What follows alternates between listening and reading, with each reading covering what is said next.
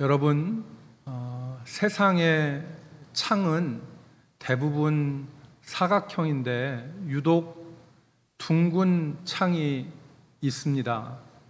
바로 비행기의 창이 그렇습니다. 그런데 여기에는 이유가 있습니다. 원래 1950년대 초반만 하더라도 비행기의 창이 네모냈다고 그래요.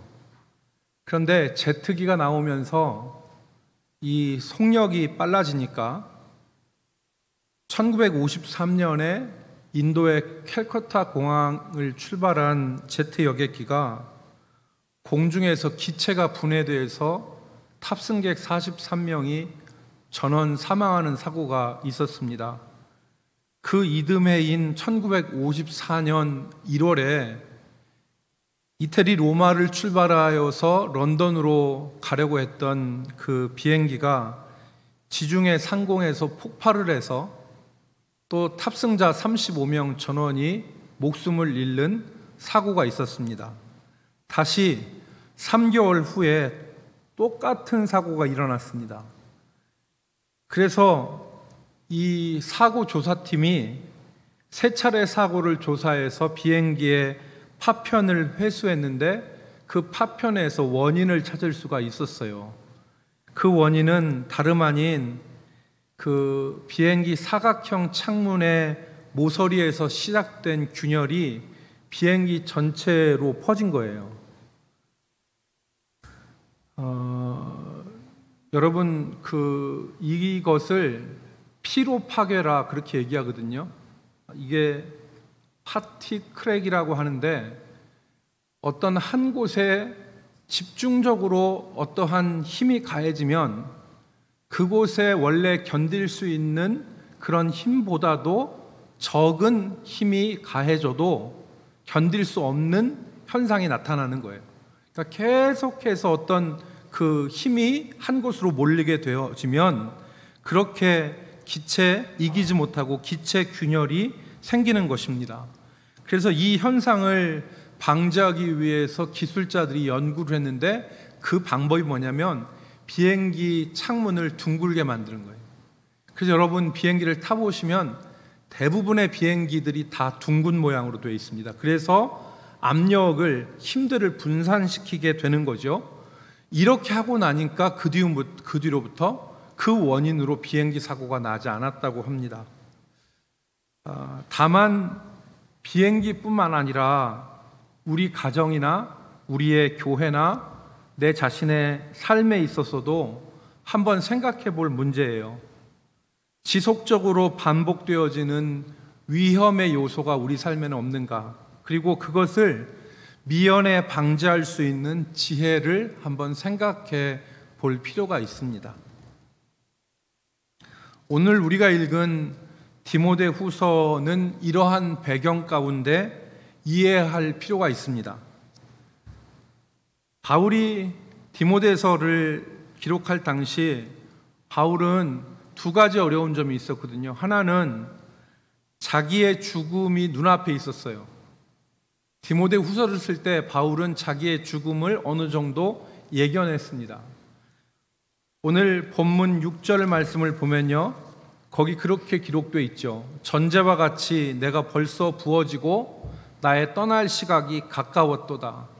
여기서 떠난다는 것은 생을 마감하는 것을 의미합니다. 전제란 구약의 제사지요. 구약의 제사인데 민수기 15장에 자세히 나와 있습니다. 그런데 이 전제는 번제, 태워드리는 제사 앞에 포도주 같은 것으로 부어드리는 액체를 드리는 제사를 전제라고 그래요.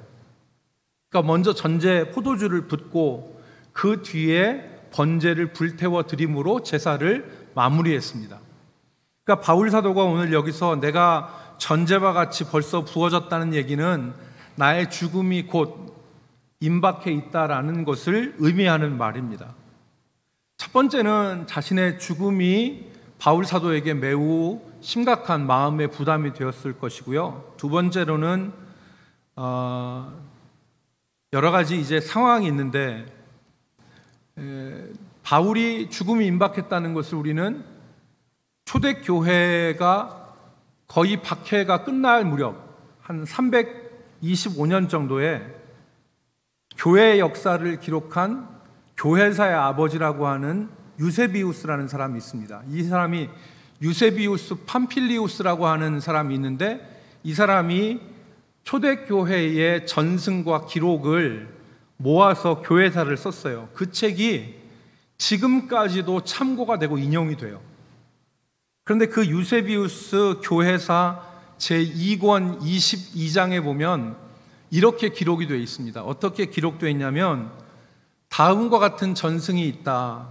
바울은 자신을 변호한 뒤 다시금 복음 전하는 사역을 하도록 보내졌으며, 이게 무엇을 얘기하냐면요, 사도행전 28장에 보면 바울이 예루살렘을 거쳐서 로마로 가잖아요. 그래서 로마로 갔을 때 로마에서 이태 동안 자유롭게 가택연금 상태에 있어요. 로마에 가서 바울은 자유롭게 사람들을 만나고 복음을 전했는데, 여기서 자신을 변호함으로 사도행전 28장에 나오지 않지만 바울이 여러 곳으로 가서 복음을 전했을 거라는 추측을 해요. 그런데 그가 다시 똑같은, 한 번 더 같은 도시로 돌아와서 그때 황제 네로한테 붙잡힘을 당하죠. 그리고 그 제2차 로마 감옥에 투옥된 상황 가운데서 디모데 후서를 썼다. 그리고 여러분이 잘 아시는 대로 지난번에 AD 64년 로마의 화재로 네로에 의해서 죽임을 당한 순교를 함으로 바울의 생애가 맞춰집니다. 지금 그래서 유세비우스는 이 투옥 기간 동안 그는 디모데 후서를 썼다. 이때는 그가 첫 번째 변론을 마치고 순교를 눈앞에 둔 시점이었다 그랬어요. 그래서 첫 번째는 자신의 죽음이 하나의 마음의 짐이 됐고, 두 번째 하나는 그 당시 교회가 처한 위기, 즉 제가 말씀드린 대로 교회의 균열과 교회의 파괴를 일으킬 수 있는 여러 가지 정황들이 있었어요. 그것들이 마음속에 근심이 돼서 이 편지를 쓰게 된 것입니다. 곳곳에서, 우리는 디모데후서 곳곳에서 그러한 위험을 감지할 수 있는데, 오늘 3절과 4절에 바울 사도는 교회에 직면한 위기에 대해서 말씀을 했습니다. 3절과 4절 위에 같이 읽어볼까요? 때가 이르리니, 시작. 때가 이르리니 사람이 바른 교훈을 받지 아니하며 귀가 가려워서 자기의 사욕을 따를 스승을 많이 두고 또 그 귀를 진리에서 돌이켜 허탄한 이야기를 따르리라. 아멘. 두 가지인데, 첫 번째는 사람들이 바른 교훈을 거절하는 거예요. 그리고 진리에서 돌아서서 허탄한 이야기를 따르는 것이 그 당시 교회에 일어나고 있었습니다. 제가 미리 말씀드렸는데 이것은 다른 데서 지금 일어나는 일이 아니에요. 교회 안에서 바른 교훈을 받기를 거절하고 진리에서 돌아서서 허탄한 것을 따르려는 그러한 분위기가 교회에서 형성되고 있었다는 거예요. 교회가 교회답고 믿음의 사람들이 믿음의 사람들다워야 되는데, 진리에서 돌아서는 현상, 그런 현상들이, 그래서 허탄한 것을 따르려는 현상들이 교회에 존재하게 됐다는 것입니다. 여러분, 우리가 이것을 이상하게 생각하지는 말아야 됩니다. 왜냐하면 하나님이 부르신 하나님의 자녀들도 하나님의 영인 성령에 의해서 인도함을 받지 않으면 육신의 정욕대로 살 수밖에 없어요. 죄된 생활을 할 수밖에 없습니다. 그리고 바른 교훈을 싫어해요. 마음속에 죄가 들어와 있으면 하나님의 말씀이 싫지요. 거부감이 들지요. 은혜 받는 자리를 피하고 싶어하는 일들이 발생하지요. 지금 그러한 현상이 일어났다는 것입니다. 육신의 정욕대로 살고 죄된 생활을 하고 바른 교훈을 거절하고 진리에서 돌이키는 일들이 교회에 일어나고 있다. 그래서 이것이 바울 사도 시대만의 얘기가 아니라 여러분 이사야 선지자도 하나님의 진리에서 돌아선 이스라엘 백성들에 대해서 경고했습니다. 이사야 30장 9절로 10절인데요. 이사야 30장 9절로 10절에 보면 대저 이는 패역한 백성이요 거짓말하는 자식들이요 여호와의 법을 듣기 싫어하는 자식들이라. 10절 그들이 선견자에게 이르기를 선견하지 말라. 여기 선견이라는 말을 영어는 비전이라고 해석하더라고요. 그러니까 미리 본다는 거 아니겠어요? 미리 보는 사람들에게 하나님의 비전을 얘기하지 말아라. 선지자들에게 이르기를 우리에게 바른 것을 보이지 말라.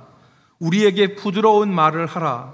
거짓된 것을 보이라. 이렇게 그 당시 사람들이 선지자와 선견자한테 주문했다는 겁니다. 제가 생각하기로 이걸 말로 하진 않았을 거예요. 선지자들한테 거짓을 말해라, 부드러운 말을 해라, 그리고 우리에게 바른 길을 보이지 말아라, 이렇게 말로 하진 않았을 거예요. 그렇지만 말로 하지 않았지만 그들의 요구가 노골적으로 그들의 태도와 그들의 마음에 받아들이는 것에 의해서 그렇게 됐겠죠. 11절 말씀에 30장 11절 말씀에 보면 그들의 태도가 역력하게 드러납니다. 이스라엘의 거룩한 일을 우리 앞에서 떠나게 하라. 하나님 부담스럽다는 겁니다. 바른 말 하는 거 마음에 부담스러우니까 그런 얘기 하지 말라는 거예요. 그리고 우리를 만족시킬 수 있는 말들을 좀 해줘라, 이 얘기죠. 두 번째 그 당시의 모습은 기준이 진리가 아니라 자기의 사욕, 욕심으로 기준을 삼고 자신의 욕심을 채워줄 스승을 많이 두는 것이라 그랬습니다.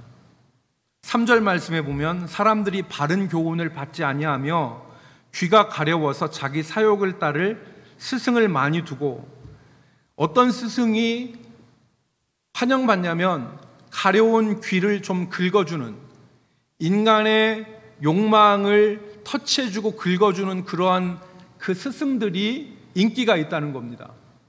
그러니까 여러분 잘 생각해 보세요. 좋은 교역자, 좋은 목사님, 좋은 전도사님이 어떤 분이에요? 진리를 가르치고 진리대로 행하게 하는 사람이죠.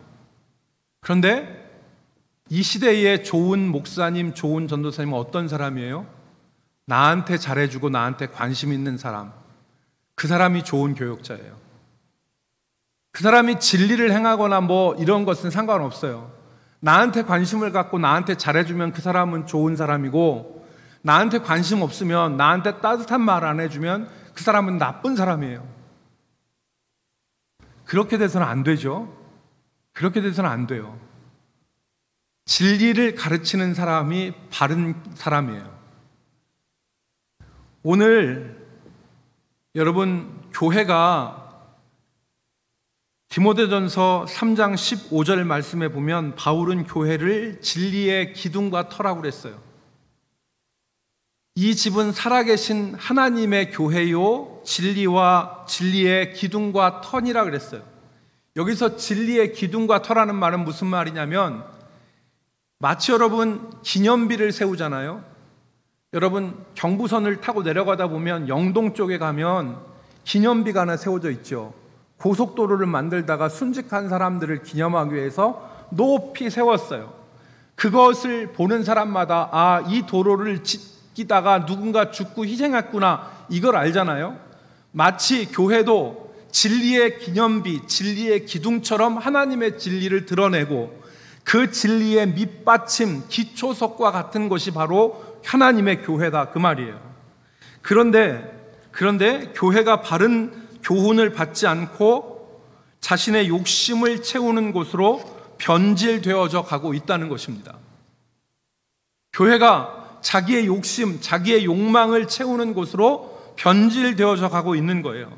이것은 부패한 구약 백성들처럼 우상숭배에 빠진 것입니다. 그래서 21세기의 대표적인 신학자인 데비드 웰스라는 사람이 오늘날 교회에는 두 가지가 실종되었다 그랬어요. 오늘날 교회에는 두 가지가 실종되었다. 그 한 가지가 뭐냐면 신학 실종이고 다른 하나가 윤리 실종이다. 데비드 웰스가. 저 사람이 데비드 웰스인데, 데비드 웰스가 지금 교회에는 신학이 실종됐고 지금 교회에는 윤리가 실종되었다라고 얘기를 했어요. 여러분, 이것이 공동체의 교회에서만 일어나는 것이 아니라 우리 개개인의 신앙생활에서도 일어나는 문제입니다. 내 신앙에서 하나님의 말씀에 대한 순종과 주님과 주님의 나라를 위해서 드리는 삶이 나타나는 것이 아니라 내 욕심과 욕망을 채우고 내가 주인이 되어지는 교만함과 내가 모든 것을 다 하려고 하는 교만함, 그리고 드리는 삶이 아니라 즐기는 삶이 우리 삶 가운데서 드러난다면 우리의 삶은 현재 소망이 없는 것입니다. 이것은 우리의 신앙의 심각한 균열과 위협이 되는 것이에요. 마치 창문에 사각형 모서리로 모든 힘이 미쳐서 거기서부터 균열이 시작된 것처럼 이 욕망과 진리를 따르지 않는 이 모습에 원수마귀가 들어오는 통로가 되는 것이죠. 그래서 오늘 바울 사도는 디모데에게 이것을 이겨낼 수 있는 방법에 대해서 이야기를 했습니다. 5절입니다. 5절 같이 읽겠습니다. 그러나 너는 시작. 그러나 너는 모든 일에 신중하며 고난을 받으며 전도자의 일을 하며 내 직무를 다하라. 네 가지를 말씀하였는데 하나하나가 유익한 말씀입니다. 첫 번째는 모든 일에 신중하라 그랬어요. 여기서 신중하라는 말은 일을 조심스럽게 하라 그 뜻이 아닙니다. 여기서 신중하라는 뜻은 헬라어 원문이 네포라고 하는 단어를 쓰고 있는데요, 이 네포라고 하는 단어는 술 취하지 않는이 기본적인 의미입니다. 술 취하지 않는, 정신을 차린, 깨어있는 그 말이에요. 그래서 모든 일에 신중하라는 얘기는 정신 차려서 깨어있으라는 것입니다. 대부분의 사람들이 바른 교훈을 거절하고 자기의 사욕을, 자기의 욕심을 채우기 위해서 진리에서 돌이킬 때, 그리고 그것이 교회의 전반적인 분위기가 되었을 때 그것에 휩싸여서 따라가지 말고 깨어서 정신을 차려서 무엇이 하나님의 뜻인지, 무엇이 바른 길인지를 분별하여 살아가라는 것입니다. 그래야 소망이 있는 것이죠. 제가 좋아하는 시가 하나 있는데 정호승 시인이 쓴 희망을 만드는 사람이 되라 라는 시예요. 거기에 첫 번째 연이 이렇게 되어 있습니다.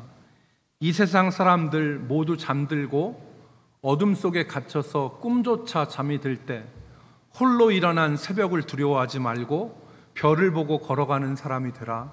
희망을 만드는 사람이 되라.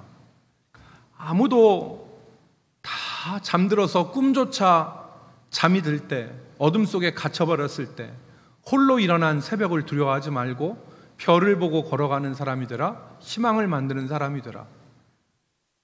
여러분, 무엇이 우리를 깨어있게 만듭니까? 무엇이 우리를 정신을 차릴 수 있도록 만듭니까?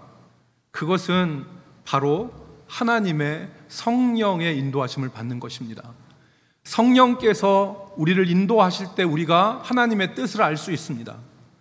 여러분, 우리 인간적으로 사는 것이 얼마나 이것이 두렵고 위험한 일인지를 이사야 30장 1절 말씀에서 우리에게 말씀합니다. 이사야 30장 1절을 보시면 여호와께서 이르시되 패역한 자식들은 화 있을진저 그들이 계교를 베푸나 나로 말미암지 아니하며 맹약을 맺으나 나의 영으로 말미암지 아니하고 죄의 죄를 더하는도다.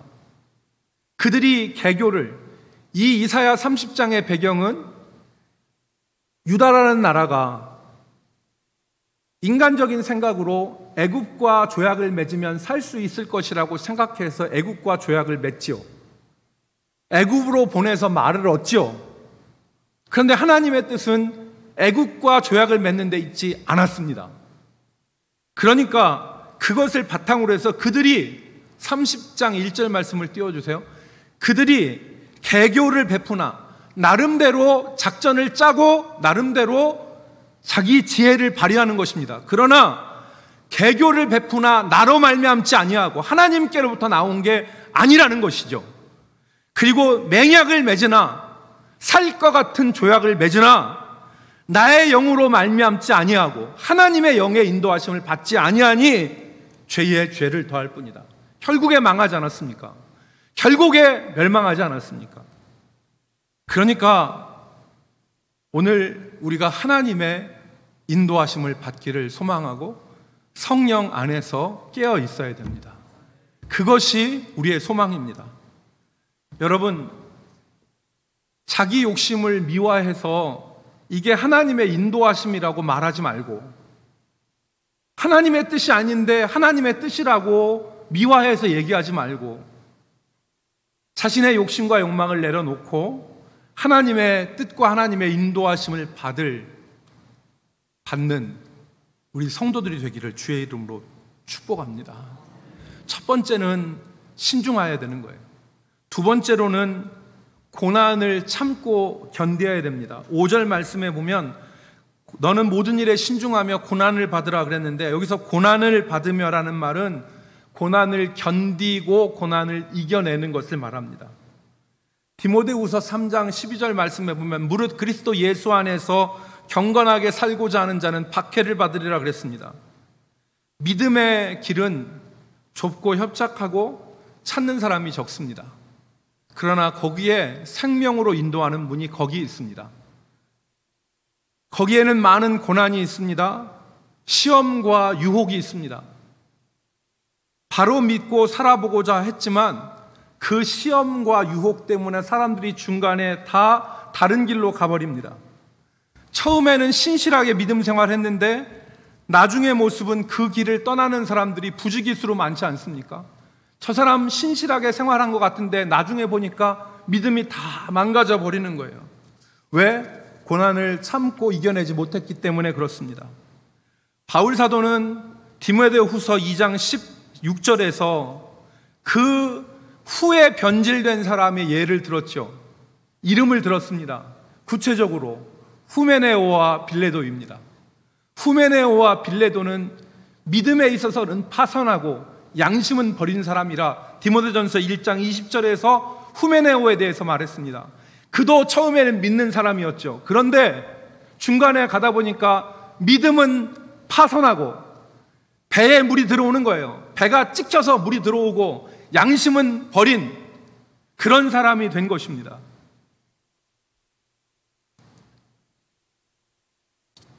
고난은 우리를 흔들고 시험합니다. 그런데 그 고난이 우리의 믿음의 변절을 가져올 수 있어요. 잘 믿어보려고 했는데 어떤 사람과의 관계 때문에 믿음이 식어지고 믿음을 버리는 경우도 있고, 물질의 시험을 당해서 믿음이 변질되어지는 경우도 있고, 자기가 기대하고 기도한 것들이 이루어지지 않으니까 믿음이 식어서 변절되는 방법도 있고, 그런 때도 있고, 지금 우리가 겪고 있는 이런 시대적인 믿음의 환란이 오므로 우수수수 떨어져 나가는 경우도 있습니다. 여러분, 이 시험을 이겨내야 됩니다. 이 시험을 이겨내는 우리 성도들이 되기를 주의 이름으로 축복합니다. 우리나라에도 여러분 잘 알려진 얘기인데요, 수십 년 전에 일본 사과 산지로 유명한 아오모리라고 하는 현에서 있었던 이야기인데, 이 아오모리 현은 일본의 대표적인 사과 산지예요. 그래서 우리가 즐겨 먹는 부사의 원산지가 이 아오모리라고 그래요. 그런데 이 사과 산지에 어느 해 강력한 태풍이 불었어요. 그래서 출하를 앞둔 과수원에 엄청난 피해가 발생을 했는데, 어느 정도였냐면 사과의 90%가 다 떨어졌어요. 그 과수원에 있는 농부들이 망연자실했습니다. 그러니까 있는 것도 달린 것도 별 볼 일 없고 90%가 낙과가 된 거예요. 떨어진 거예요. 그래서 망연자실하고 있을 때 한 젊은이가 태풍에 견디고 떨어지지 않는 10%의 그 사과를 봤어요. 그리고 이 사과에 대해 이름을 붙였습니다. 안 떨어지는 사과. 태풍에도 안 떨어지는 사과. 그때가 일본 대학 입시철이었거든요. 그러니까 이 농부가 시중에다가 이 사과를 내놓으면서 태풍에도 견디는 안 떨어지는 사과. 대학 시험 이거 먹으면 안 떨어질 것이다 라고 광고를 했어요. 그래서 사과값을 2~3배를 높이 받았어요. 그래도 이 사과가 일본 전역에 불티나게 팔렸다는 거예요. 그래서 그 사과의 이름이 합격 사과가 되었답니다. 합격 사과가. 우리의 믿음이 이 안 떨어지는 믿음과 안 떨어지는 사과와 같아야 돼요. 사람이 우리를 시험하게 해요. 눈앞에 캄캄한 일을 만나면 우리가 믿음이 약해져요. 물질의 어려움을 당하면 믿음이 흔들려요. 기도하고 기대한 것들이 안 이루어지면 절망하고 낙심해서 믿음이 우리가 흔들려요. 코로나로 예배를 드리지 못하니까 믿음이 흔들리는 현상이 지금 보이잖아요. 여러분, 교회학자들과 미래학자들이 지금까지 코로나 상황을 겪으면서 교회의 데이터를 수집했더니 이런 결과를 내놨어요. 코로나로 인해서 한국교회 교인의 3분의 1이 떨어질 것이다. 한국교회 교인의 3분의 1이 떨어질 것이다. 틀린 얘기는 아닌 것 같아요. 여러분, 예배 안 드리니까 예배는 한 주만 안 나와도 15일이 지나가잖아요. 근데 2년여 동안을 예배당 안 나오고 교회 출입 안 하고 집안에서 있으면서 그냥 있으니까 이게 너무 편안한 모습이 되지 않겠어요? 그러니까 이게 믿음이 떨어지는 거예요. 견뎌야 돼요. 우리 지금 앞에 우리 이상하 원로장로님, 임혜순 원로장로님 앉아 계신데 두 분이 정장을 하고 나왔어요. 이게 얼마나 덥겠습니까? 그런데 정장하시고 견디고 하나님 앞에 예배 드리고 이 고난을 견뎌야 돼요. 고난을 견뎌야 돼요. 고난을 견디며 믿음을 지키는 우리 성도들이 되기를 주의 이름으로 축복합니다. 세 번째와 네 번째는 전도자의 일을 하며 내 직무를 다하라 그랬습니다. 여기서 전도자의 일을 하라는 것은 전도하라, 사람을 단순히 교회로 데려오라 이 얘기가 아니에요. 여기 전도자라는 말은 말씀을 선포하는 사람이에요. 말씀을 선포하라는 거예요. 하나님의 말씀을 선포하라. 오늘 2절에 나와 있죠. 너는 말씀을 전파하라. 때를 얻든지 못 얻든지 항상 힘쓰라. 범사의 오래 참음과 가르침으로 경책하며 경계하며 권하라 그랬어요. 단순히 입으로만 설교하는 게 아니에요. 오래 참음과 가르침으로 자신의 삶을 통해서 경책하고 경계하며 권하라는 거예요. 여러분, 여기 경책이라는 말은 잘못된 것을 고치는 걸 말해요. 콜렉트. 잘못된 것을 고치는 거고, 경계라는 말은 꾸짖는 거예요. 네가 지금 잘못된 길을 가고 있어 라고 깨닫게 해주는 거예요. 이걸 리뷰크라고 하죠. 그리고 권하라는 말은 옆에서 용기를 주라는 거예요. 옆에서 용기를 주라는 거예요. 잘못은 바로잡고 잘못된 것을 깨우치고 용기를 줌으로 해서 하나님의 말씀이 이루어질 수 있도록 하는 것을, 말씀을 전파하는 것으로 전도자의 일로 성경은 규정하고 있는 거예요. 그러니까 오늘 우리가 우리의 삶에서 말씀을 전파하는 자가 돼야 돼요. 여러분, 말씀이 나와 분리돼서 저 멀리 있으면은 그거 안 되는 거예요. 주일 예배를 드렸는데 주일 예배를 드리고 나는 여기 있고 말씀은 교회에다 놓고 오는 거, 그거 안 되는 거죠. 말씀이 나와 떨어져 있어서 안 되는 거예요. 두 번째는 말씀이 내 입술과 머리에만 있어서도 안 돼요.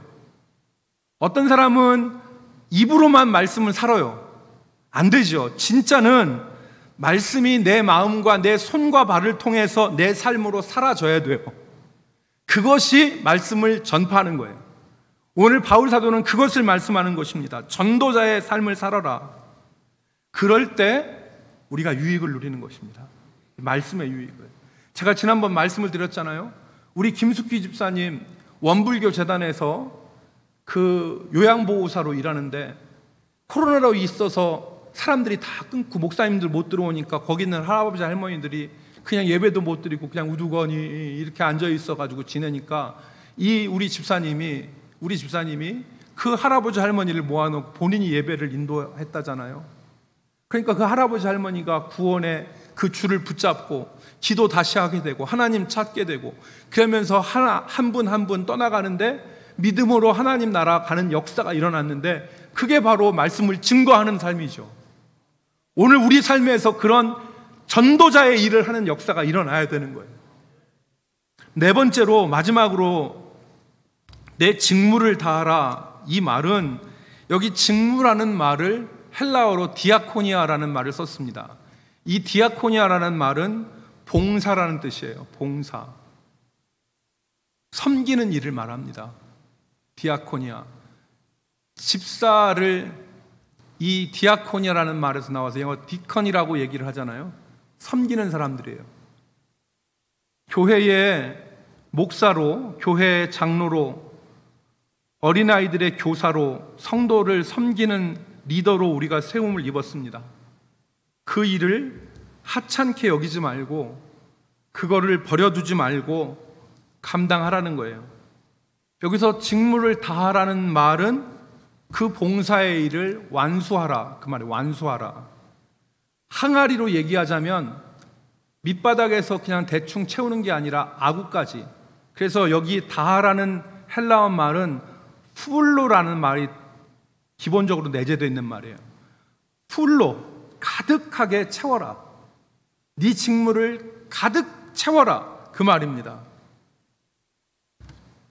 다른 사람한테 말할 필요가 없이 자기 자신에게 이 핑계 저 핑계 대면서 자기 직무를 감당하지 않는 것을 정당화하지 말아야 돼요.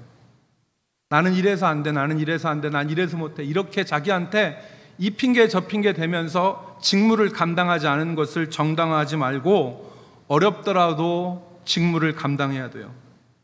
교역자들은 성도들의 본이 되도록 믿음의 삶을 살아야 돼요. 그게 교역자의 직무예요. 장로님들과 권사님들은 성도들의 모범이 되도록 마중물이 되어서 헌신과 충성을 해야 됩니다.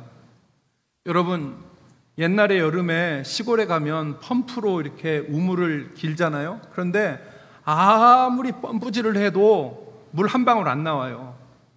거기다가 옆에 있는 준비되어진 물 한 바가지로 그 펌프에다가 넣으면 그걸 마중물이라고 하잖아요. 그 마중물이 저 땅속 깊이 있는 물을 끌어올리는 거예요. 그것처럼 장로님, 권사님들은 마중물이 되어서 성도들의 헌신을 이끌어내는 직무를 해야 돼요. 권사님들 기도해야 되고 장로님들 자기 시간 바치고 자기 물질 바쳐서 하나님 앞에 헌신해야 돼요. 그게 직무를 감당하는 거예요. 집사님들은 주님의 역사가 교회에서 일어나도록 자기 자신을 드려야 돼요.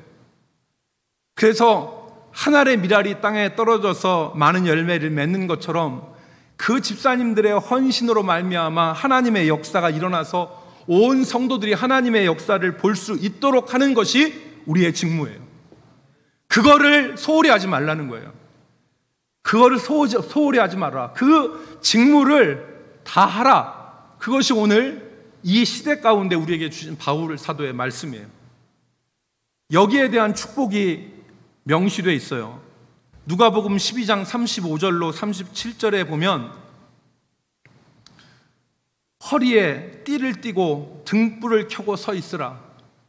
너희는 마치 그 주인이 혼인집에서 돌아와 문을 두드리면 곧 열어주려고 기다리는 사람과 같이 되라. 이스라엘의 혼인식은 태양 때문에 밤에 하잖아요. 저녁부터 하잖아요. 그러니까 혼인잔치가 끝나고 밤늦게 돌아오는 주인을 맞이하기 위해서 등불을 켜고 문을 열어주려고 기다리는 사람과 같이 해라. 37절, 주인이 와서 깨어있는 것을 보면, 그 종이 깨어있는 것을 보면 그 종은 복이 있으리로다 그랬어요. 그리고 뒤에 있는 말을 눈을 크게 뜨고 봐야 돼요. 내가 진실로 너희에게 이르노니 주인이 띠를 띠고 그 종들을 자리에 앉히고 나와 수종들리라. 세상에서의 통상적인 모습은 하인이 아무리 수고하고 애쓰고 이렇게 해도 마땅히 해야 될 것을 한 것이라고 쳐요. 그러나 하나님의 나라에서는 이렇게 직무를 감당한 종들을 주인이 직접 허리에 띠를 띠고 그 종을 자리에 앉히고 수종드는 하나님의 역사, 은혜를 우리에게 말씀하는 것입니다. 이 말씀을 통해서 직무를 다한 사람이 얼마나 복이 있느냐, 세상의 허탄한 것에 마음을 두지 않고 깨어서 자신의 봉사의 일, 자신의 직무를 감당하는 사람들이 얼마나 복되냐 하는 것을 우리에게 가르치는 것입니다. 반면에 누가는 자기의 얕은 생각으로 하나님을 판단하고 봉사의 일을 떠나서 육신의 만족을 위해서 사는 사람에게 엄한 심판이 기다리고 있음을 말했습니다. 누가복음 12장 45절과 46절입니다. 우리 같이 한번 읽을까요? 누가복음 12장 45절로 46절. 만일, 시작. 만일 그 종이 마음에 생각하기를 주인이 더디 오리라 하여 남녀 종들을 때리며 먹고 마시고 취하게 되면 생각하지 않는 날, 알지 못하는 시각에 그 종의 주인이 이르러 엄히 때리고 신실하지 아니하는 자의 받는 벌에 처하리니. 여기 직무를 다하지 않는 종의 모습이 명확하게 기록되어 있습니다. 자기의 얕은 생각으로 하나님을 판단하는 거예요. 더디 오겠지. 이렇게 이 정도 죄 짓고 살아도 되겠지. 이 정도 충성 안 하고 살아도 통과되겠지 라고 하는 얕은 생각으로 자기의 직무를 완전히 벗어버리잖아요. 남녀 종들을 때리고 먹고 마시고 취하는 모습으로 살아갈 때 생각하지 않는 날, 알지 못하는 시간에 그 종이 임하여서 엄히 때리고 신실하지 아니하는 자의 받는 벌에 처하리라 그랬습니다. 사랑하는 성도 여러분, 말씀을 정리하겠습니다. 지금 우리 주변에서는 사방에서 균열이 일어나고 기체가 파괴되어지는 것 같은 믿음의 위기가 우리 주변에서 일어나고 있습니다. 우리가 이러한 현상을 인식하고 그 균열과 파괴를 막을 수 있는 일들을 감당하기를 소원합니다. 오늘 우리가 5절에 있는 말씀을 이번 한 주간 꼭 기억하시면 좋겠습니다. 너는 모든 일에 신중하고 고난을 받으며 전도자의 일을 하며 내 직무를 다하라. 저와 여러분 모두가 믿음을 지키고 끝까지 떨어지지 않는 믿음의 사람들, 그래서 주님께서 우리의 직무를 감당하는 것을 보시고 후일에 칭찬받는 주의 종들이 될 수 있기를 주 예수 그리스도의 이름으로 축복합니다. 기도하겠습니다. 아버지, 깨어있게 하시고 믿음에서 떨어지지 않게 하시며 우리 삶에서 진리를 받아들여 그 가운데 순종하며 우리에게 맡겨진 직무를 다하게 하여 주시옵소서. 아버지, 즐기고 누리는 삶보다 드리고 뿌리는 삶을 살게 하여 주시며 우리 삶에서 주님을 위하여서 드리는 아름다운 모습이 있게 하여 주시옵소서.